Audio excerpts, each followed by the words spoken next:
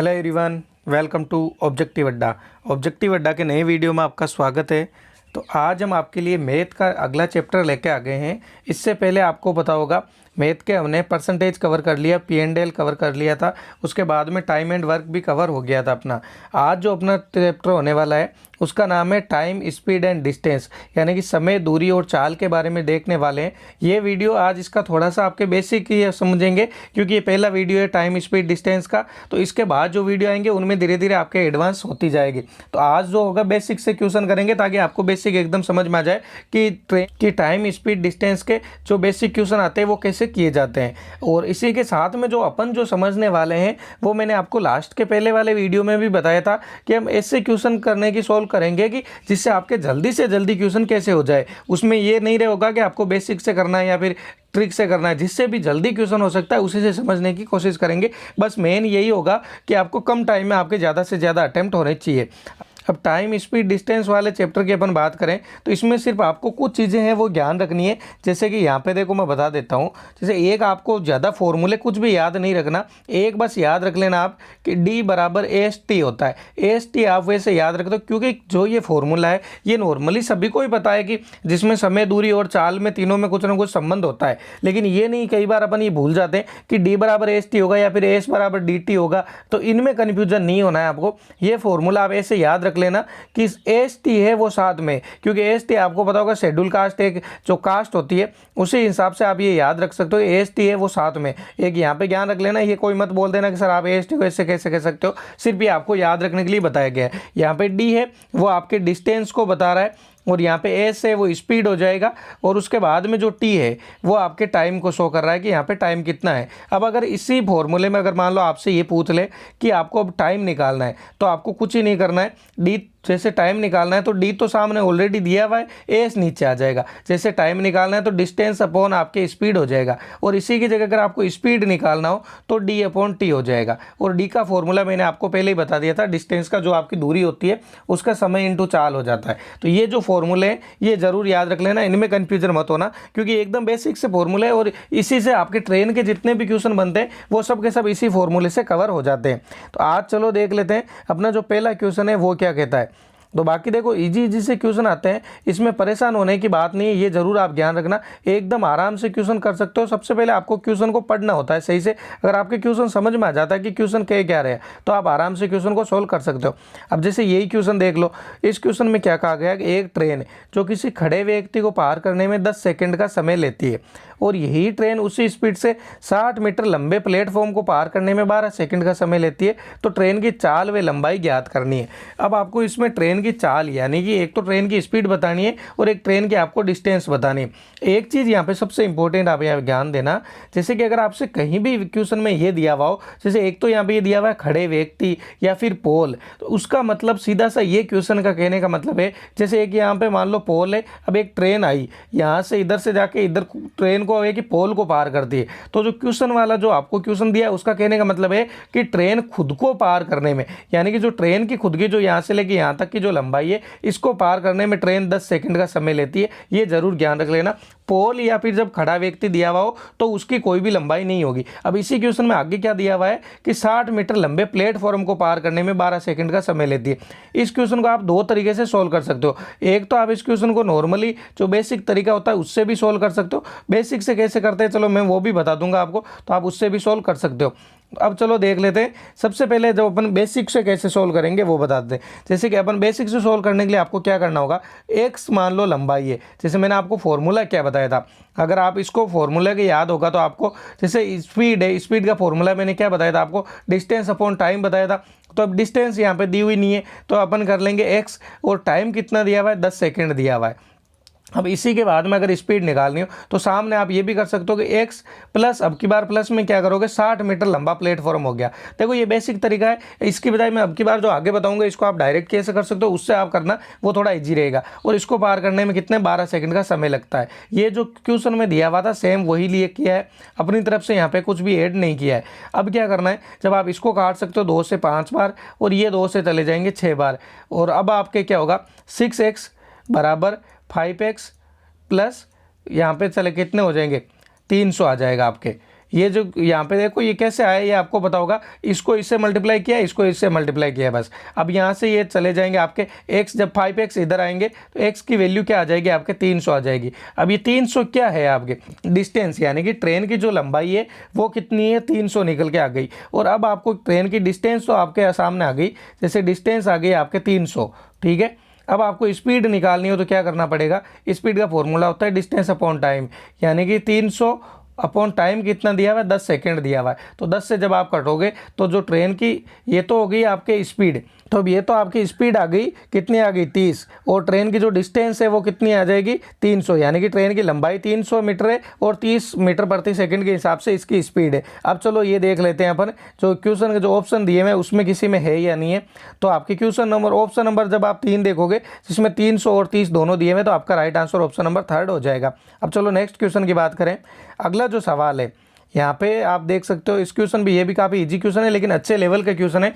एक ट्रेन है जो किसी व्यक्ति को पार करने में 20 सेकंड का समय लेती है और यही ट्रेन 120 मीटर लंबे प्लेटफॉर्म को पार करने में 26 सेकंड का समय लेती है, तो ट्रेन की चाल ज्ञात करो किलोमीटर प्रति घंटा में। देखो लास्ट वाला जो क्वेश्चन था सेम टू सेम यही वैसा का वैसा ही क्वेश्चन है। अब इसके बार बेसिक से नहीं बताऊँ, मैं आपको डायरेक्ट बता देता हूँ। जैसे एक ट्रेन है, व्यक्ति को पार करने में 20 सेकंड को, यानी कि खुद को पार करने में ट्रेन 20 सेकंड का समय लेती है, और जब प्लेटफॉर्म को जब 120 मीटर के प्लेटफॉर्म को पार करती है ट्रेन तो कितने 26 सेकंड का समय लेती है। यानी कि जो 120 मीटर को जो पार करेगी ट्रेन, तब क्या करती है ट्रेन, एक तो खुद को पार करती है और प्लस जो प्लेटफॉर्म की लंबाई है उसको पार करती है। खुद को पार करने में 20 सेकंड का समय लेती है, तो इसका मतलब प्लेटफॉर्म को पार करने में कितने सेकंड का समय लगेगा, 6 सेकंड का समय लगेगा। ये तो एकदम नॉर्मल बेसिक सा है, सभी को पता चल जाएगा। तो ये आप 6 से डिवाइड कर लोगे तब आपका आ जाएगा 20 मीटर प्रति सेकंड है, वो ट्रेन की आपके स्पीड आ जाएगी। लेकिन एक चीज़ यहाँ पे ध्यान रखना, आपसे सिर्फ स्पीड पूछिए किलोमीटर प्रति घंटा में, और ये जो स्पीड आई है मीटर प्रति घंटा में आई। अब ये एक चीज़ है आपको सभी को याद होगा कि आप किलोमीटर में चेंज करने के लिए आप क्या करते हो, एक तो आप 18/5 से मल्टीप्लाई करते हो और एक 5/18 से करते हो। अब इन दोनों में स्टूडेंट को क्या होता है, पहले तो याद रहता है कि मुझे किससे मल्टीप्लाई करना है, लेकिन वहाँ जाके एग्जाम में जाके भूल जाते हैं कि 5/18 से मल्टीप्लाई करूँ या 18/5 से मल्टीप्लाई करूँ। तो इसको देखो नॉर्मल छोटी सी ट्रिक है, जैसे आप याद रख सकते हो कि जैसे अगर आपको मीटर प्रति सेकंड में चेंज करना हो, यानी कि छोटी वैल्यू में चेंज करना हो, किलोमीटर से मीटर में चेंज करना हो, तब जो ऊपर जो वैल्यू रहेगी वो आपके छोटी रहेगी। छोटी में चेंज कर रहे हो ना, किलोमीटर बड़ा होता है, बड़े से जब आप छोटे में कन्वर्ट करोगे तब जो ऊपर वैल्यू रहेगी वो छोटी रहेगी, और जब छोटे से बड़े में यानी कि जब आप किलोमीटर से मीटर के अंदर चेंज करोगे तो आपके 5/18 होगा। लेकिन इसी का जब आप अगर उल्टा करते हो, उल्टा का मतलब हो गया कि अब आप क्या करते हो कि मीटर से आपको पूछा जाए कि किलोमीटर प्रति घंटा के अंदर चेंज करो, तब जो ऊपर जो बड़ी वैल्यू होगी वो होगी, बड़ा क्या है इसमें 18 है, और आप बड़े में जब चेंज करते हो तो बड़ी ऊपर वैल्यू ऊपर आएगी, और जब छोटे में चेंज करते हो तो छोटी वैल्यू ऊपर आएगी। ये सिर्फ याद रखने के लिए बताया, इससे कई बार स्टूडेंट को क्या होता है, कन्फ्यूजन होता है। देखो जब एग्जाम में आप बैठते हो और कुछ कन्फ्यूजन वाले जैसे टॉपिक होते हैं ना कि इससे मल्टीप्लाई होगा या उससे मल्टीप्लाई होगा, तो उसको किसी ना किसी छोटी सी ट्रिक से याद रख लिया करो। खुद के माइंड में खुद की तरफ से ट्रिक बना के रखो कि इसको मैं ऐसे याद रख सकता हूँ। अब इसको किलोमीटर प्रति घंटा में चेंज करना है, तो इसको मैंने पहले बताया था बड़े वाले में चेंज करना था, बड़े से मल्टीप्लाई करो 18/5 हो जाएगा, और जब 5 से अगर 4 बार चले जाएंगे और 18 × 4 को जब आप मल्टीप्लाई करोगे तो 72 आपका आंसर आ जाएगा। ऑप्शन नंबर सेकंड आपका राइट आंसर हो जाएगा। चलो बात कर लेते हैं नेक्स्ट क्वेश्चन की। अगला जो सवाल है यहाँ पे आप यहाँ पे देख सकते हो, अगले सवाल के अंदर क्या पूछा गया है कि मुंबई से दिल्ली की दूरी है वो 450 किलोमीटर है। एक ट्रेन मुंबई से 90 किलोमीटर प्रति घंटा की स्पीड से रवाना होती है। यदि वे प्रत्येक 70 किलोमीटर के बाद 3 मिनट का स्टॉप लेती है तो उससे कुल कितना समय लगा। बहुत ही अच्छा सवाल है ये।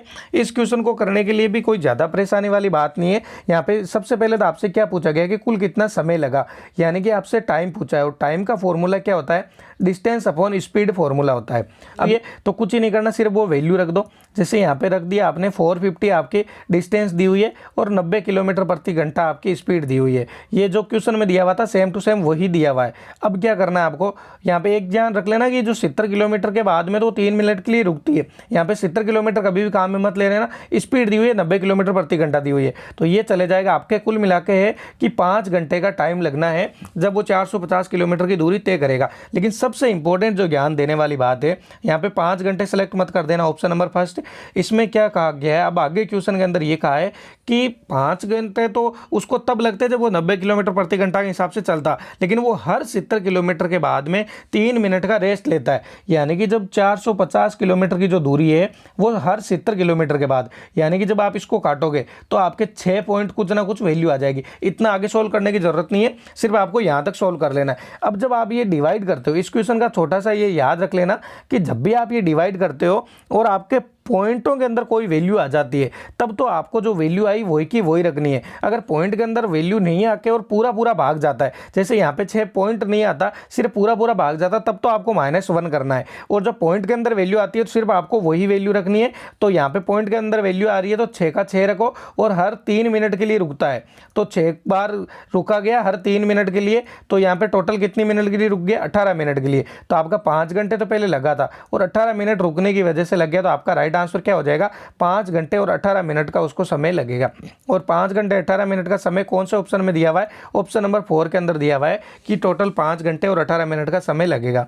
अब चलो नेक्स्ट क्वेश्चन देख लेते हैं। अगला जो सवाल है अपना, वो क्वेश्चन भी काफ़ी अच्छा क्वेश्चन है कि दो ट्रेन ए और बी की लंबाई 126 मीटर और 114 मीटर लंबी है। पहली ट्रेन की स्पीड 9 मीटर प्रति सेकंड है और दूसरी ट्रेन की स्पीड है वो 3 मीटर प्रति सेकंड है। तो दोनों ट्रेन एक दूसरे को पार करने में कितना समय लेगी। तो ये क्वेश्चन भी बहुत अच्छा क्वेश्चन है। इसको भी थोड़ा सा ये समझने की कोशिश करना कि यहाँ पे क्वेश्चन के अंदर ये कहीं भी नहीं दिया हुआ है कि दोनों ट्रेन आमने सामने आ रही है या फिर आगे पीछे जा रही है। ये नहीं दिया हुआ, तो इससे क्या समझ में आ रहा है। जब आपको सबसे पहले ऑप्शन को देखना चाहिए कि ऑप्शन के अंदर क्या दिया हुआ है। ऑप्शन के अंदर आप देख रहे हो कि दो ऑप्शन दिए हुए, यानी कि ट्रेन को आपको आमने सामने का भी पूछा गया है और ट्रेन एक दूसरे की तरफ जा रही है तब भी पूछा गया है। तो जब यहाँ पे क्या करना है, सबसे पहले तो आपको ये समझना है कि ट्रेन की जब दोनों आमने सामने आती, एक ट्रेन इधर से आई एक ट्रेन इधर से आई। अब यह मान लो कि टोटल यहाँ से लेके यहाँ तक की लंबाई है। अब एक इधर से आ रही है और एक इधर से आ रही है, तो इस लंबाई को कम करने के अंदर दोनों का ही पार्टिसिपेट हो रहा है। इसका मतलब है कि अब की बार जब दोनों ट्रेन अपोजिट डायरेक्शन में, मतलब एक दूसरे की तरफ आती है, तब आपकी क्या होगी, स्पीड है वो जुड़ जाएगी। ये जरूर ध्यान रखना, इसमें कभी भी कंफ्यूजन मत होना। इस ट्रिक से थोड़ी सी समझने की कोशिश करना। अगर वहाँ भूल भी जाओगी, जुड़ेगा या माइनस होगा, तब ऐसे समझ लेना कि यहाँ से लेके जो यहाँ तक की जो डिस्टेंस है, इस डिस्टेंस को जब एक इस साइड से आके पार कर रही है, एक इस साइड से आके पार कर रही है, इसका मतलब जो दूरी कम हो रही है ना, वो दोनों का भागीदारी है उसमें, और दोनों को मिला के दूरी कम हो रही है। तो आपकी जो डिस्टेंस है, यानी कि जो स्पीड है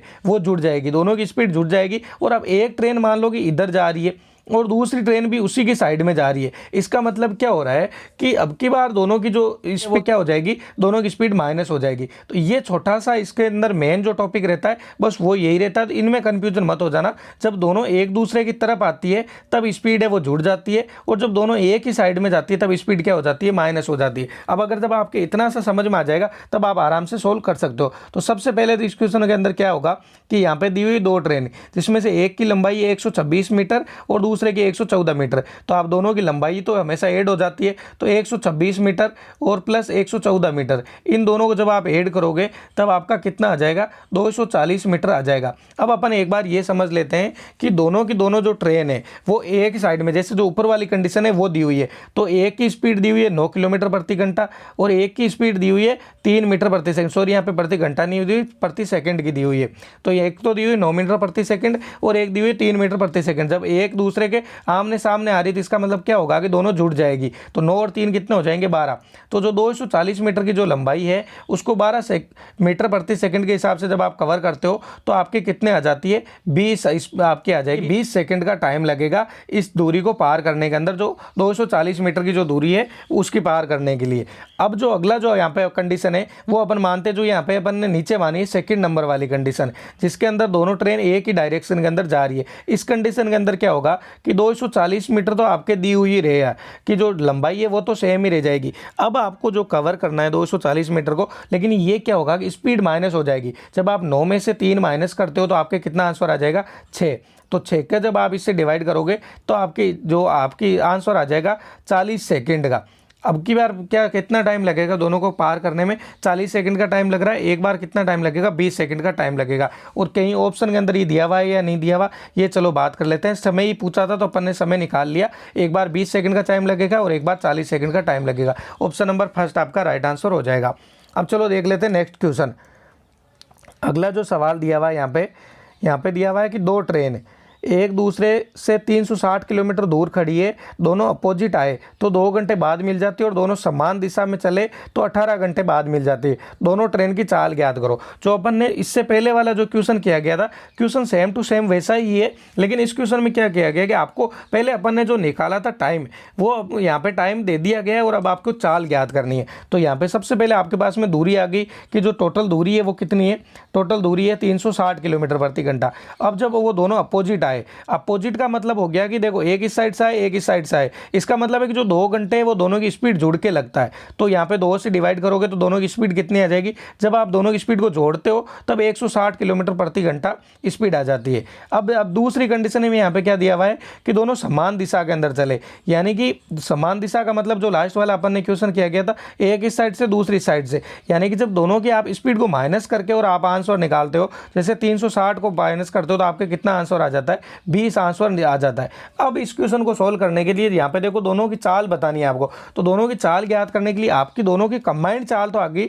एक बार तो आपके हिसाब से चाल है 180 किलोमीटर प्रति घंटा और एक बार चाल है 20 किलोमीटर प्रति घंटा, लेकिन अलग अलग जब निकालनी हो तो इसको 2 तरीके से सॉल्व कर सकते हो। एक तो सबसे ईजी तरीका है कि आप इसको डिवाइड कर लो, जैसे कि एक आपने डिवाइड किया 90-90 हो गया, इसको जब आधा आधा बांटोगे तो आपके 180 को जब आप आधा आधा करोगे तो 90-90 आ गया, 20 को भी आधा आधा कर लो, 10 और 10 आ गया। अब एक को आप जोड़ लो और एक को माइनस कर लो, तो जब 90 और प्लस 10 करोगे तो ये 100 हो जाएगा, और इसमें से जब 10 माइनस करोगे तो 80 हो जाएगा। स्पीड जो आ जाएगी, एक की ट्रेन की स्पीड है 100 किलोमीटर प्रति घंटा और एक की स्पीड है 80 किलोमीटर प्रति घंटा। अब अगर आपको इसमें कन्फ्यूजन होगी सर आपने ये कैसे कर दिया, वैसे ये फॉर्मूला आपके सभी में लग जाएगा कि दोनों को आधा आधा करके और फिर प्लस माइनस कर दो। अब अगर ये भी नहीं हो तो आप इसको एक तरीके और बेसिक भी होता है उससे भी सोल्व कर सकते हो। जैसे यहाँ पे 180 जो आंसर आए, यहाँ से आगे अब आप कैसे करोगे, नॉर्मल बेसिक तरीके से अगर करना चाहो तो जैसे आपका आंसर आया है कि जब आपने a प्लस बी किया तब आपका आंसर आ रहा है 180, जब आपने a और माइनस बी किया तब आपका आंसर आ रहा है 20।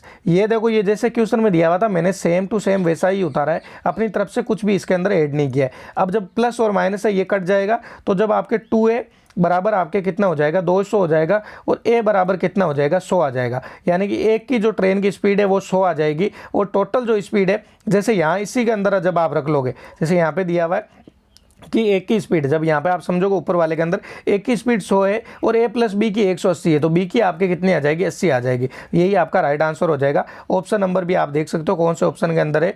ऑप्शन नंबर जब आपके कौन सा है, 3 नंबर ऑप्शन के अंदर देखोगे 100 और 80 आंसर आपका आ जाएगा। अब चलो देख लेते हैं नेक्स्ट क्वेश्चन को। अगला जो सवाल देखो, ट्रेन वाले जो क्वेश्चन होते हैं वो बहुत ही इजी क्वेश्चन होते हैं और हर बार एग्जाम में पूछे जाते हैं, इसलिए इस क्वेश्चन को थोड़ा सा आप ढंग से समझने की कोशिश करना। बहुत ही इजी और इसको आराम से आप सोल्व कर सकते हो। कोई भी बहुत बड़ा ऐसे लॉजिक वाले क्वेश्चन नहीं है, आराम से सोल्व हो जाते हैं। बस इसको सही से समझना चाहिए कि क्वेश्चन के अंदर बोला क्या गया है। सिर्फ आप रट के और इसको सोल्व नहीं कर सकते, बस इतना जरूर ज्ञान रखना कि रटने से ये क्वेश्चन सोल्व नहीं होने वाले। एक व्यक्ति निश्चित दूरी को जाते समय साइकिल से और वापस आते समय पैदल कवर करता है तो उसे 37 मिनट का समय लगता है। अगर वह पैदल ही जाता और पैदल ही आता तो उसे 55 मिनट का समय लगता, तो उस व्यक्ति को साइकिल से जाकर वापस आने में कुल कितना समय लगेगा। ये जो क्वेश्चन है, इस क्वेश्चन में कुछ भी बदलाव नहीं किया जाता है, सिर्फ और सिर्फ यहाँ पे जो 37 मिनट 55 मिनट दिया है वैल्यू के अंदर चेंज कर दिया जाता है। बाकी ये क्वेश्चन सेम टू सेम पूछा जाता है और इस क्वेश्चन को अगर आज आप ढंग से समझ लोगे तो मैं गारंटी दे सकता हूँ आगे ये कभी भी आपके गलत नहीं होगा। क्वेश्चन के अंदर क्या दिया हुआ है कि एक व्यक्ति है जो साइकिल से जाता है और पैदल वापस आता है, तो ये कवर करे तो इसको कितना मिनट का, 37 मिनट का समय लगता है। और यदि वह पैदल ही जाता और पैदल ही आता, यानी कि पैदल ही जाता और पैदल ही आता, तो उसको कितने मिनट का समय लगता है, 55 मिनट का समय लगता है। अब आपको क्या ज्ञात करके बताना है कि आपको ये बताना है कि वो साइकिल से जाता और साइकिल से वापस आता तो टोटल कितना समय लगता। ये क्वेश्चन के अंदर दिया हुआ है, जो मैंने आपके यहाँ पे वैल्यू लिख दी। अब इसको सोल्व करने के लिए आपको बस एक चीज़ याद रखनी है कि इसको कैसे सोल्व करोगे। यहाँ पे ज्ञान से समझना जो मैं अब बोलने वाला हूँ, तभी आपके ये सोल्व हो जाएगा। इसको सोल्व करने के लिए आपको एक चीज़ याद रखनी है कि जो डिफरेंस है उससे डबल करके सेम में से माइनस कर दो। डिफरेंस का मतलब समझे, जो मैंने अभी क्या बोला है कि जो यहाँ पे जो डिफरेंस दिया हुआ है, यानी कि जो साइकिल और पैदल, जब उसने दोनों चीज़ें जब यूज़ लिए कि जब जाते टाइम साइकिल से और वापस आते टाइम पैदल आए, उसको डबल कर दो। जब आप 37 को डबल करते हो तब आपका कितना हो जाएगा, 74 हो जाएगा। और जो सेम है, यानी कि जो पैदल दिया हुआ है उसमें से से माइनस कर दो तो 74 को जब 55 से जब आप माइनस करते हो तो आपका राइट आंसर क्या आ जाता है, 19 मिनट आपका राइट आंसर आ जाता है। और यही का यही आपका राइट आंसर है। बस इतना सा है, याद रखना जो डिफरेंस है, यानी कि जब जाते टाइम जब उसने और आते टाइम जो दोनों चीज़ें अलग अलग है उसको तो आप डबल कर दो, जो सेम दिया हुआ है उससे माइनस कर दो तो आपके जो साइकिल की वैल्यू आ जाएगी और आपका आंसर हो जाएगा 19 मिनट। बस इतना सा है, समझने की कोशिश करना। मैंने देखो आपको शुरुआत में भी कहा था अपन ऐसे नहीं समझने वाले कि इसका बेसिक ये फॉर्मूला लग जाएगा वो फॉर्मूला लग जाएगा, ऐसा कुछ नहीं करना। अपना मेन जो टारगेट है सोल्व करने का वो है कि आप कम टाइम में ज़्यादा से ज़्यादा कैसे अटेम्प्ट कर सकते हो। तो आज जो अपन जो क्वेश्चन डिस्कस करेंगे बस अपन इतने ही क्वेश्चन डिस्कस करेंगे। बाकी अब आपको ये समझ में आया नहीं है ये आप कमेंट बॉक्स में ज़रूर बताना। और अभी तक आपने हमारे चैनल को सब्सक्राइब नहीं किया तो चैनल को भी जरूर सब्सक्राइब कर लेना। इसके अलावा मैं एक चीज़ शुरुआत में बतानी थी, अगर आप क्विज अटेंड करना चाहते हो डेली तो आपको वीडियो के डिस्क्रिप्शन बॉक्स में आपको लिंक मिल जाएगा टेलीग्राम का, उसको भी जरूर ज्वाइन कर लेना। दिन में 3 बार आपको क्विज करवाई जाती है, क्योंकि आपको भी पता होगा क्विज इतनी ज़्यादा इंपॉर्टेंट हो गई है अब कि आपको प्रैक्टिस, जब आप किताब में से कितना भी रट लो लेकिन जब आप खुद प्रैक्टिस करते हो तभी आपको पता चलता है कि एक्चुअल में आपको आता कितना है। तो आप क्विज भी अटेंड कर सकते हो। और आपकी कोई भी क्वेरी हो तो आप हमें इंस्टाग्राम पर भी मैसेज कर सकते हो। इंस्टाग्राम का भी लिंक आपको वीडियो के डिस्क्रिप्शन बॉक्स में मिल जाएगा। अब